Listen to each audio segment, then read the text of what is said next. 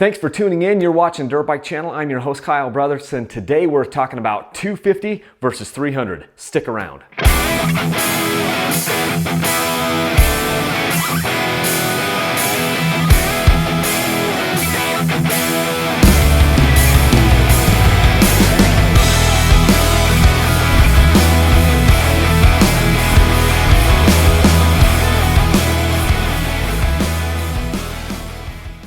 Speaking of awesome 252 strokes, how would you like to win this 2018 KTM 250 XCW TPI fuel injected beauty? This is my bike and I'm giving this bike away shortly after May 15th. If you're watching this before May 15th of 2018, you still have time to go over to dirtbikechannel.com and enter to win this bike. I've got all the details over there, but don't delay because you've only got a limited amount of time. So go check that out right now. I get this email probably weekly now, and the email goes like this. Hey Kyle, I see that you used to ride 300s and now I see you kind of focusing on the 250s. Is that because you don't like the 300s anymore? And what should I get? So it's a complex subject, but I want to kind of boil it down for you guys. First off, let me just say that I love the 300 two-strokes. I've had a number of them. I probably had 5 or 6 different 300s from different manufacturers, KTM versus Beta versus Sherco, and the 300 two-stroke is an amazing dirt bike. It's an amazing motor. But then I also wanted to branch out and try the 250s. I've had some buddies in the past that rode the 250s, and I wanted to do a little bit of kind of comparison between the two. So the first time that I did a back-to-back comparison was in 2017. I had a 2017 KTM 300 XC, and then I also bought a 2017 KTM 250 XC and rode them back-to-back a number of times. And I learned some things, and that was that the differences between a 250 and a 300 are extremely subtle. The 250 has all the same power that a 300 has, generally speaking. It's just that power comes on the 300. The power comes at a lower RPM range, lower in the mid-range, and the 300 has more low-end torque. So that's good for the technical riding. If you're just going to be doing technical riding, so here's my recommendation. Boil it down. If most of your riding is technical, slow, tight, single track, then I would suggest to you the 300cc is probably a better fit for you. On the other hand, if most of your riding is going to be more wide open terrain with just some of the really technical stuff, I think you're probably going to be better off and have more fun with the 250. Now, why is that? One of the things that I've learned over the past year and a half is that the 250s seem to rev a little bit quicker, a little bit freer. The motor, they feel a little bit lighter. It's just really subtle, but the way that motor revs is just a hair quicker and a hair freer on the 250. As opposed to the 300. And so if you're the type of rider that likes quick revving bikes and likes to be more on the pipe and ride a little bit more aggressive, I would say to you the 250 is going to be a better fit for you. They just seem to be more fun when you push them. I think the 250 rewards you a little bit more for staying in a gear a little bit longer. On 250s and the 300 two-strokes, at least these modern ones, they love to be shifted early and shifted often.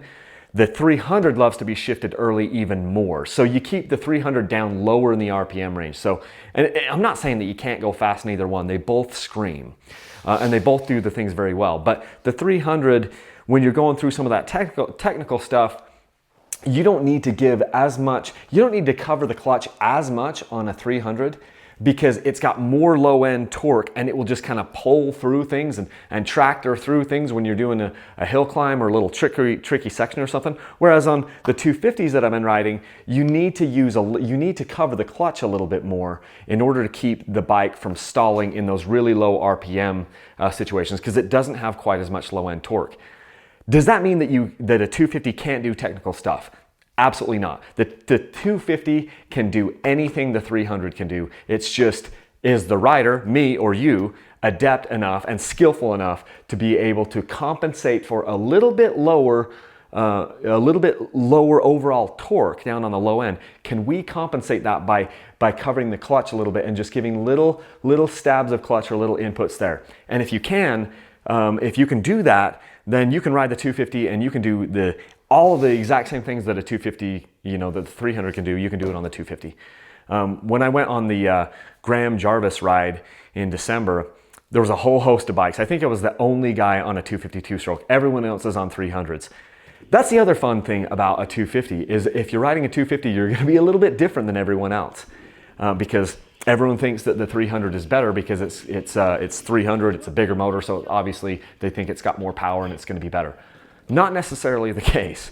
They're both extremely good and just nuanced differences between the two. The other thing I'll say about a 250 is they're easier to find a lot of times because the 300 is so popular. The 250 is kind of like one of the best kept secrets out there. It's many times easier to find a leftover 250. Like right now, I'm shooting this video in late April of 2018. You would have a lot easier time finding a leftover 2018 because the new models of 2019s are going to be coming out like within just a few weeks or a couple months here. You'd have a much easier time finding a leftover 250 XC, a 2018 250 versus a 2018 300. And so you can get a better deal on that. A lot of times you can find a better deal on the 250. So my advice to you is, again, if most of your riding is going to be more wide open terrain, go with the 250. If the terrain that you're going to encounter is more closed off and going to be a little bit slower speeds and more technical, go with the 300. And that's just generally. If you want a bike that's going to reward you a little bit more for being on the pipe and paying more attention, get the 250. If you want a bike that allows you to be a little bit more lazy and lackadaisical with your shifting and with your clutching, get the 300. And then don't look back. Honestly, you can't go wrong with either one. I will be reviewing and owning more 300s in the future. I will be owning and reviewing more 250s in the future. I love them. They are awesome. Again, this is just speaking about two-stroke dirt bikes. And so that kind of gives you some of my thoughts. And if you ask me to pick between which is my favorite, it's literally like asking me to pick which is my favorite kid.